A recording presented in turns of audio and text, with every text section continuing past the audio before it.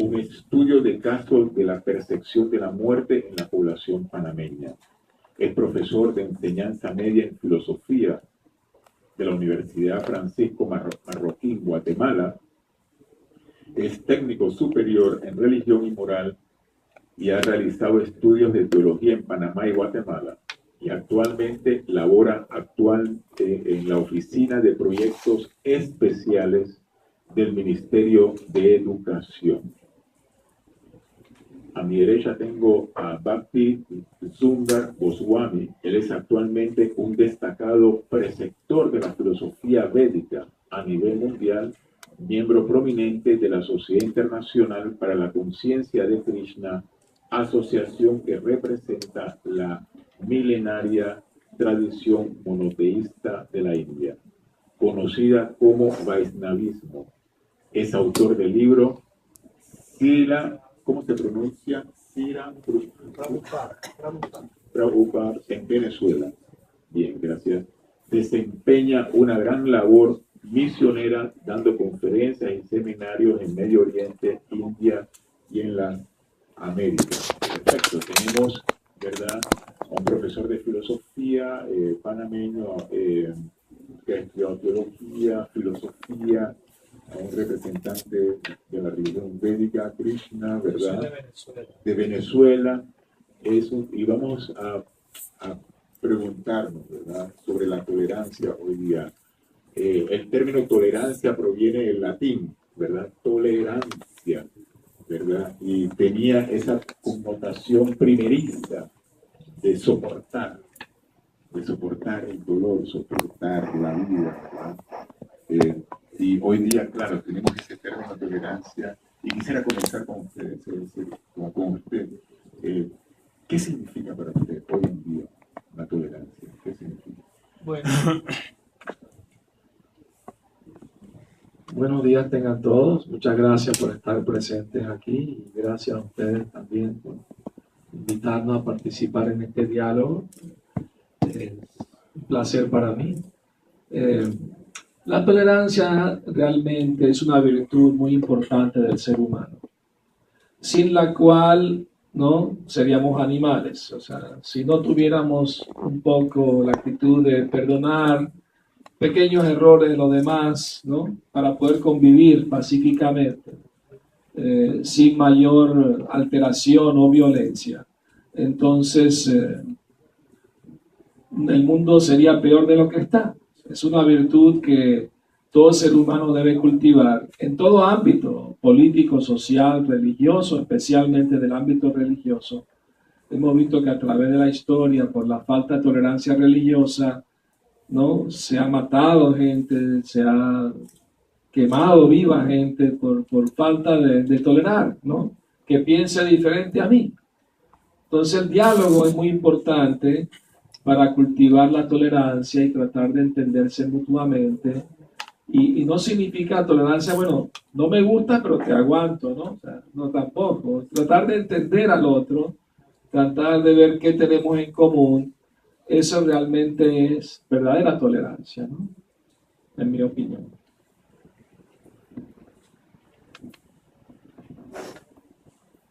Sí, buenos días a todos. La tolerancia hoy día incluso está hasta de moda. Vivimos en una sociedad pluralista de los derechos. Se habla mucho de derechos humanos, derechos individuales. Y acontecimientos que nos están marcando, hace poco 49 personas que fueron asesinadas, nos da un indicativo, ¿no? ¿Qué está pasando en el mundo? ¿Por qué se necesita hablar de tolerancia? ¿Por qué esto se ve ya como si fuese un valor, como un principio, un concepto que al inicio, como decía Julio, era algo de soportar a alguien? Hoy día la tolerancia es algo más amplio. Tolerar viene a ser aceptar al otro, sus ideas, pero aquí surge un debate filosófico que es: yo acepto las ideas de otros, significa que debo permitir algunas cosas de otros, y allí ese es el punto de quiebre que ocasiona los conflictos en nuestra sociedad actual.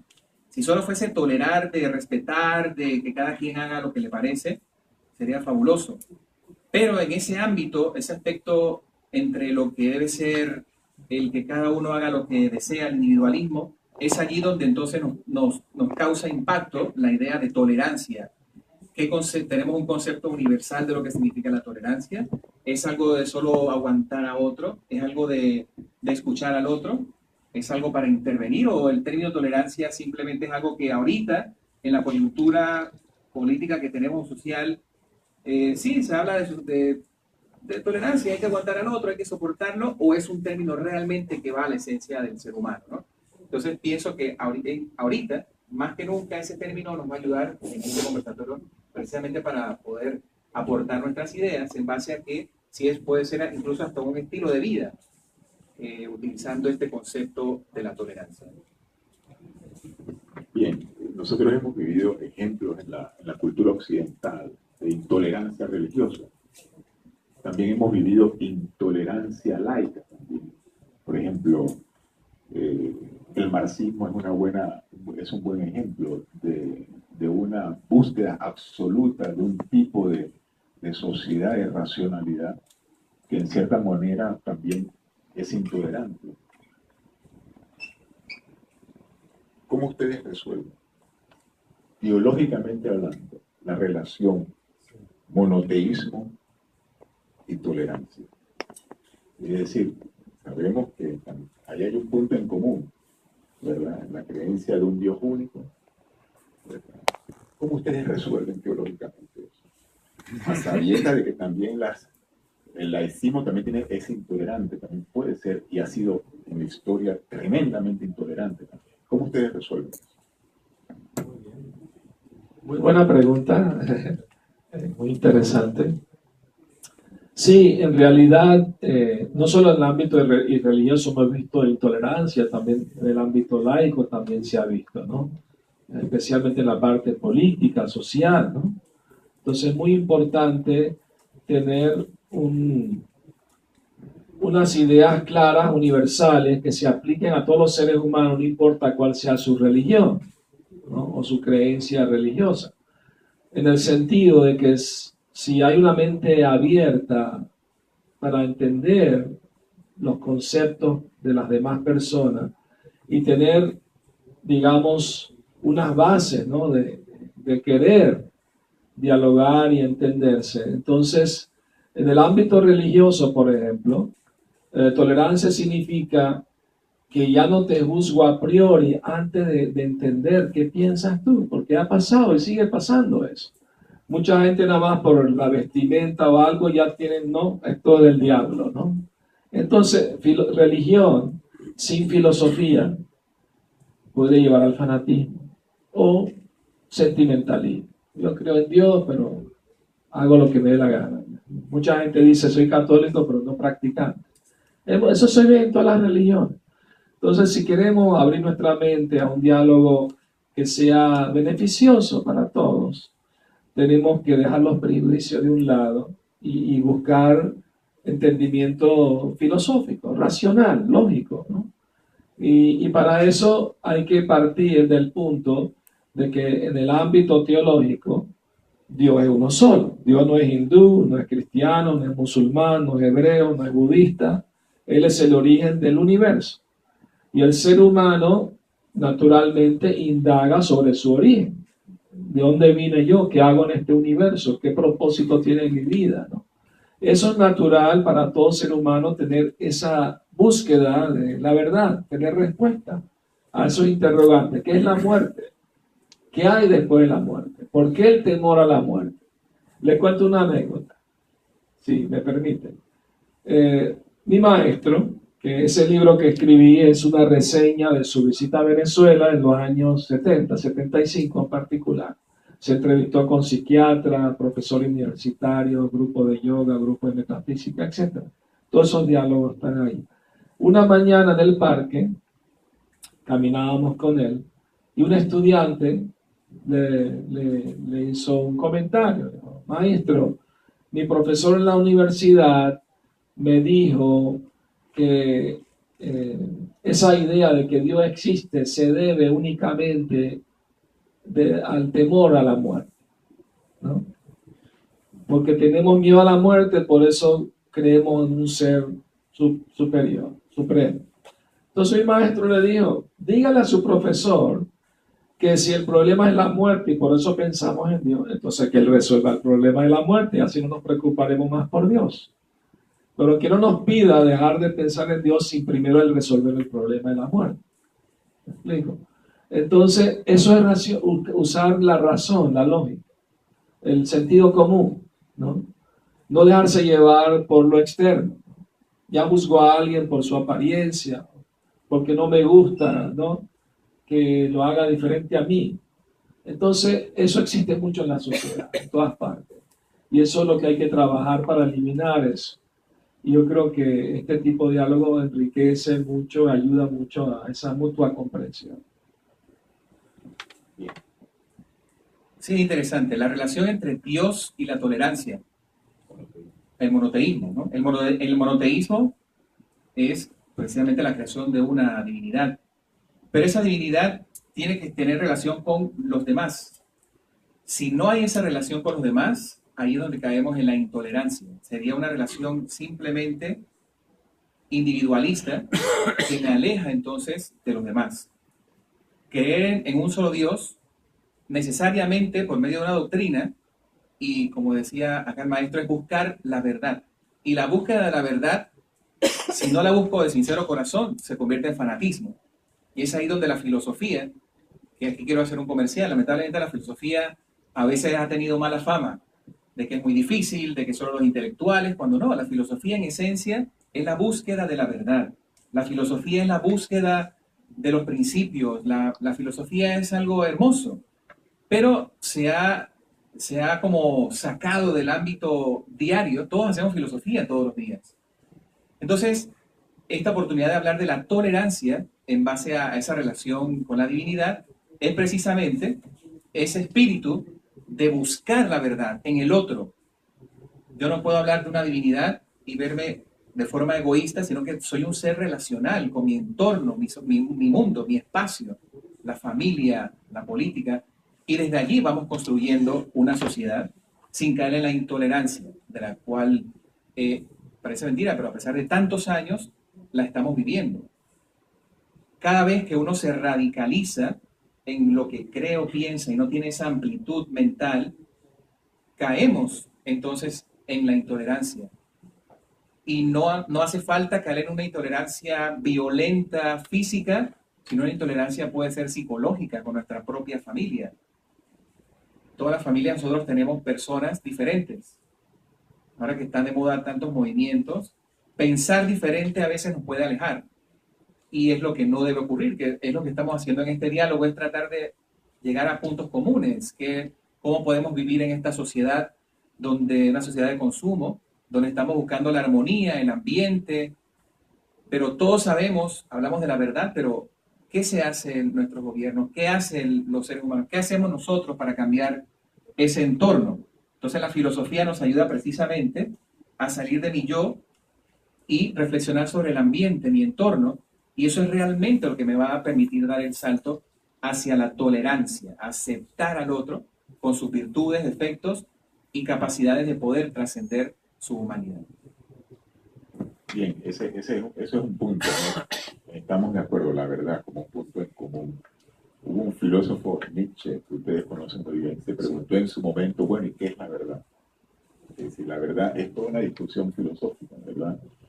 La tolerancia y la verdad.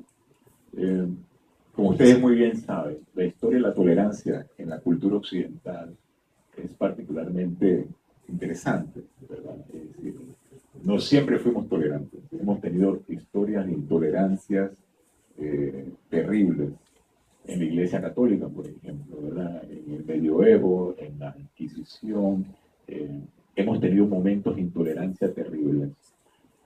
No sé si en su religión ha habido también momentos de intolerancia. Sí las ha habido. ¿Nos puede explicar cómo ustedes procesan esa historia o ha procesado cada uno en su movimiento esos momentos de intolerancia? Muchas gracias. Realmente el movimiento que pertenezco, la Sociedad Internacional para la Conciencia Krishna, no es una religión. Es un movimiento espiritual, es una filosofía teísta, una ciencia espiritual. Y por esa razón no discriminamos a nadie en base a su religión, porque vemos que religión es una sola porque Dios es uno solo, ¿no? En ese sentido, aunque seguimos una tradición en particular, ¿no? Que es también monoteísta y milenaria, tiene más de 5.000 años. El Bhagavad Gita tiene 5.000 años. Es una tradición muy antigua, patrimonio de la humanidad. Los Vedas, los libros sagrados, escritos en sánscrito, un patrimonio muy, muy importante, ¿no? Lo estudian muchas universidades. Entonces, la India, yo diría que es uno de los muy pocos países que nunca agredió a otro país, jamás. Ni religiosamente, ni ¿cómo se llama? Ni políticamente. Más bien conquistó China, Japón culturalmente con el budismo. Sabe que el budismo nació de la India y se exportó a otros países pacíficamente. No hubo violencia, no hubo invasión. En la India nunca se violentó a alguien por tener una idea religiosa diferente. Había debates filosóficos y el asunto era que en el debate el que es vencido tiene que aceptar la filosofía del otro que lo venció, pero se enfatiza muchísimo diálogo filosófico, ¿no? En base a un entendimiento, o sea, espiritual, ¿no? Y los Vedas eran como, digamos, los libros de texto autorizados, porque los Vedas no solamente hablan de teísmo o religión, hablan también de psicología, filosofía, arte, ciencia, música, arte culinario, etcétera, ¿no? Hasta nada, cómo fabricar una nave espacial voladora. Hace 4.000 años descubrieron un pergamino en la India, un científico de cómo hacer una nave espacial y volar, hace 4.000 años. Y cosas así, ¿no? Entonces una cultura muy amplia, muy completa, que obviamente abarca, ¿no? El teísmo, la creencia en Dios. Mucha gente cree que en la India hay muchos dioses, se adoran muchos dioses. Eso no es correcto, porque hay un solo Dios supremo y los demás todos son subordinados. Entonces, la corriente que yo pertenezco es Vaishnavismo, es una también monoteísta, ¿ah? Y tiene como finalidad el diálogo, el entender a los demás. Sabemos que estamos en el mismo camino. Es como una escalera con diferentes peldaños, cada quien va a su paso, ¿no? Pero la meta final es lograr nuestro objetivo, que es volver con el Supremo, a nuestro origen divino, esa unión. Muy bien dijo el profesor, me gustó mucho, dijo que si tú te crees que tú estás con Dios y olvidas a los demás, eso crea fanatismo, y es cierto. Hay que ver a Dios en todas las personas, porque todos somos parte de Él. No importa cuál sea tu nacionalidad, color de piel, sexo, lo que sea. Todos somos parte de una sola verdad suprema. Yo creo que ese factor unificante nos puede ayudar a resolver esos problemas de intolerancia que hay en la sociedad y abrir más diálogo para entendernos mejor. Mira que es interesante esto cuando uno ve en la historia, los grandes hombres siempre han hablado de lo que es la tolerancia, el respeto. Gandhi no levantó ni un arma, una resistencia pacífica y logró la independencia de la India. Jesucristo, que logró también por medio de un mensaje, la liberación de un pueblo. Y así, todos los grandes hombres de la historia que tratan de buscar por medio de la oración, de la meditación, un estilo de vida que no nos lleve al fanatismo. Lamentablemente, los seguidores, vienen ahí los intereses, las luchas, y rompen aquellas tradiciones que van enfocadas precisamente a la unidad. La manera así también de dato histórico. San Francisco de Asís, un hombre pues muy querido, él quería hacer solamente un movimiento que tenía que ver con la armonía del mundo en cuanto a la creencia en Dios y mi relación con los demás. ¿Qué ocurrió? A su muerte se separó de tal manera que hoy día hay franciscanos, terciarios, un montón de grupos, y él no lo quería. ¿A qué voy con esto? Que la tolerancia nos debe llevar a la unidad, no a dividirnos, no a la división. Y eso es lo que estamos viviendo actualmente. Porque ser tolerantes precisamente significa respetar, vivir los valores, ir al otro, descubrir al otro. Aristóteles y Platón, estos grandes filósofos griegos, precisamente propiciaban esto, el diálogo, las ideas en el otro.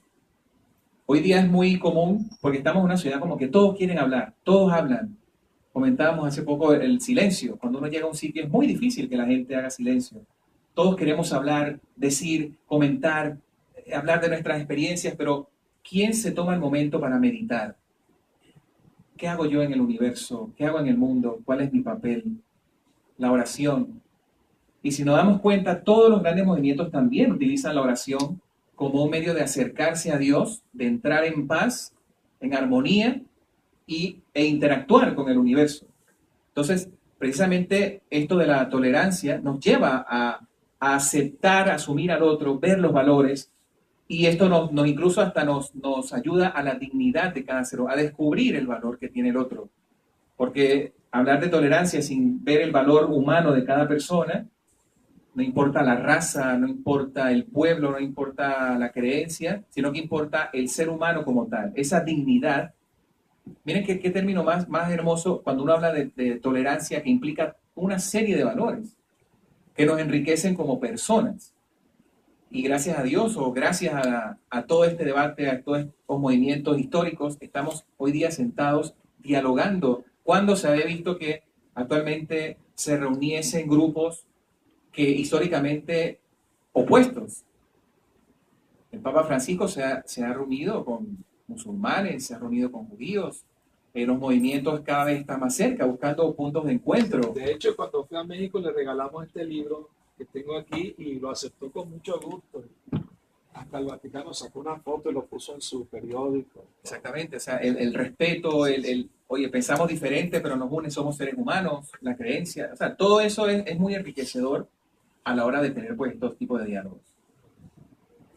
Bien, ¿cómo ustedes explican el siguiente fenómeno? Hoy día sabemos, por ejemplo, que todas las grandes ideologías de la Guerra Fría, del laicismo, ¿verdad? Han entrado en crisis. Crisis de discurso, crisis de legitimidad. Lo que posiblemente no ha entrado en crisis es el fundamento de lo que nos hace parte de la cultura occidental, ser parte de un Estado republicano, liberal y democrático, es decir, la separación de la religión y el Estado. Usted dice que el movimiento Hare no es una religión, sino el teísmo es una filosofía, sí, ¿verdad? Es decir, ¿cómo dentro de esa perspectiva histórica, ustedes cómo ven esa relación del Estado y religión, ese laicismo? ¿Es positivo? ¿Sigue siendo positivo? ¿Cuál es el futuro de eso para una tolerancia entre todos nosotros? Es innegable que los grupos religiosos van a estar unidos al poder, por llamarlo de alguna manera. A veces, porque el ser humano también es político. Lamentablemente, muchos líderes no han hecho el papel que deben. La política es buena, es positiva. Nos han vendido la idea de que la política es malvada, es corrupta, y no es así. La política nació como un movimiento para diálogo, para tener participación. Dentro de ese contexto es muy difícil actualmente a veces hablar como religión y el Estado, aquella clásica dicotomía histórica, ¿no? El Estado, y cuando cada vez que las iglesias se acercaba al rey, había problemas, precisamente por el totalitarismo, el poder. Un rey se impone, la religión no se impone, la religión se acepta. Uno va hacia la religión. Entonces, es peligroso esta relación de Estado, religión, y es bueno, considero yo, que se separe. Panamá es un Estado religioso, Guatemala es un país laico. Entonces, y no se deja y Guatemala tiene un alto porcentaje de cristianos católicos. Es paradójico, ¿no? Entonces, ¿significa que el poder debe estar unido a la religión? Es una pregunta de debate, ¿no? ¿Es posible? ¿No es posible? Eh, ¿cómo los musulmanes, por ejemplo, tienen otra concepción? ¿Cómo nosotros podemos hacer aquí en Panamá el aspecto ese de la religión? Somos un pueblo que dice que somos como religión católica, pero eso nos da esencia, nos hace ser tolerantes o en realidad intolerantes con los que no pertenecen al grupo. Pienso yo que eso todavía está en debate, pero en mi punto de vista yo considero que se debe separar siempre, porque la religión te lleva a ser un buen ciudadano, la religión te lleva a buscar la verdad, la religión te lleva a precisamente a ser tolerante. Y los movimientos filosóficos también. El problema es que cuando uno se toma postura y se radicaliza, ahí viene el problema, ¿no? El movimiento de Hitler. Cuando uno se pone radical, puede ser que tenga principios positivos, pero todo sistema político autoritario, al final, es represivo, es injusto y es desigual. Así que yo considero que ese tema todavía hay mucha tela que cortar, porque como que nuestra conciencia no está eso de, oye, ser yo un ser religioso, me tiene que llevar a todas las esferas de mi actuar, no solamente en la iglesia, o en mi grupo, o en mi movimiento. Yo tengo que ser yo siempre, mi esencia, y pienso que eso es lo que hay que rescatar. Pero pienso que de ahí parte mucho lo que es la tolerancia. Aceptar al otro significa, oye, yo también soy diferente, y debo dar mi cambio, pero desde mí, para poder convivir con los demás. Es decir, antes de darle la palabra, el Estado panameño no es confesional, aunque reconoce que la mayoría, la religión de los panameños, la mayoría es la católica. Eso es lo que dice la Constitución de la República. No sé, ¿cómo usted ve esto, la relación laica, el laicismo, Estado, religión? Bueno, sí, es muy interesante el tema, la religión y la política, el Estado, ¿no? ¿Cómo debe ser la relación? Bueno, en la cultura espiritual de la antigua India, los reyes tenían consejeros, digamos, que eran altamente inteligentes en todo ámbito, no solamente religioso, filosófico, sino también práctico, cómo aplicar, cómo ayudar a los ciudadanos en todo sentido, ¿no? Entonces, había principios básicos, universales, que se aplicaban a todos los ciudadanos, no importa cuál sea su creencia particular. Yo creo que eso es lo que está faltando en el sistema moderno de gobierno en todo el mundo, que no hay principios básicos, ¿no? Sino cada quien, pues, ¿no?, se inventa sus propias leyes a como salga, ¿no? La necesidad del momento social se adapta, pero tiene que haber unos principios morales, espirituales, universales, básicos, no importa cuál sea la religión de la persona. Y eso es lo que está faltando, a mi entender, ¿no? Y uno de esos principios es la tolerancia, ¿no? El permitir convivir con los demás sin juzgarlos porque piensen diferente o se vistan diferente o piensen en Dios de otra manera diferente a la mía, pues, ¿no?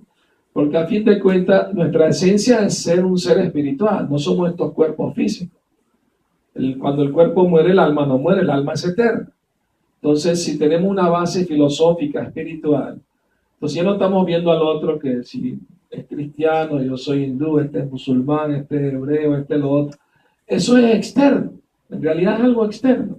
Entonces estamos perdiendo la esencia del asunto y nos estamos dejando llevar por lo externo, por las apariencias, la denominación, ¿no? Hay que ir más profundo en el tema y entender que realmente todo tipo de gobierno, todo tipo de política, si no tiene una base fundamental, espiritual, filosófica, va a irse por los lados equivocados, la mayoría de las veces, como vemos en todas las sociedades modernas, ¿no? Por ejemplo, ¿no?, para no ir muy lejos, ¿no?, cada quien hace lo que le parece bien, según su punto de vista.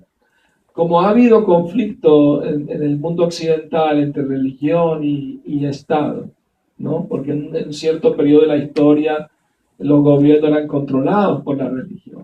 Y como hubo abuso en ese sentido, ¿no? Entonces, en un momento histórico se decidieron separar uno del otro. Y en cierto punto, como usted dice, fue bueno. Pero en realidad no es bueno un divorcio completo. No es sano. Y tampoco una idea religiosa fanática de que mi religión es la única, la demás hay que tenerlas por ahí, ¿no? Alejadas, pisadas, por lo menos toleradas, pero que no llamen mucho la atención, no hagan bulla. ¿Me explico? Tampoco, ¿no? O sea, el diálogo significa, vamos a ver en qué coincidimos, en qué estamos de acuerdo, ¿no? En base a principios filosóficos, espirituales, comunes, universales. Pon de lado denominaciones religiosas, ¿no? Entonces eso es lo que está faltando, creo yo, para que haya mejor diálogo, más tolerancia y más unión entre las personas, porque sin un fundamento espiritual, ¿en qué quedamos? Nada más el aspecto psicológico, social, político, ¿no? Y religioso, sin filosofía, como dije, puede llevar al fanatismo incluso, o sentimentalismo, ¿no? Entonces, filosofía sin religión tampoco, o sin Dios, es especulación mental, ¿no? Hay tanta filosofía de cómo mejorar cualquier cosa, ¿no? ¿Me explico? Una pregunta. ¿Se puede llegar a la verdad sin creer en Dios?